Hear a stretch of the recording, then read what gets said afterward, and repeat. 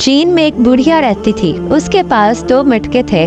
दोनों मटके बांस के डंडे के एक एक किनारे पे लटके हुए थे। बुढ़िया बांस को अपनी गर्दन के पीछे से गुजार कर कंधे के सहारे डंडा पकड़ा करती थी। एक मटके में हल्का सा छेद था, जबकि दूसरा मटका बिल्कुल ठीक था। हर रोज बुढ़िया चश्मे से पानी भरकर लाती थी, मगर जिस मटके में छेद था उसका पानी घर पहुँचते पहुँचते आधा रह जाता था। 2 साल तक ये सिलसिला जारी रहा। सही सलामत मटके को अपने ऊपर गुरूर होने लगा कि वो पूरा पानी लाता है, जबकि छेद वाला मटका बेचारा शर्मिंदा रहने लगा क्योंकि इसका पानी आधा रह जाता था। आखिर छेद वाले मटके ने एक दिन हिम्मत करके बुढ़िया से कहा कि वो उसे तब्दील करवा दे, कोई सही सलामत मटका ले ले। क्योंकि इसमें छेद है इसलिए वो पानी लाने के काबिल नहीं है। बुढ़िया ने ये सुना तो मुस्कुराने लगी और बोली, क्या तुमने गौर नहीं किया कि तुम्हारी तरफ वाले रास्ते में कितने खूबसूरत फूल आ गए हैं? मुझे मालूम था कि तुम में छेद है, लिहाजा मैंने तुम्हारी तरफ वाले रास्ते में फूलों के बीज डाल दिए थे, और जब तुम इस रास्ते से गुजरते थे तो तुम्हारा पानी इन फूलों के बीजों पर गिरता रहा। और देखो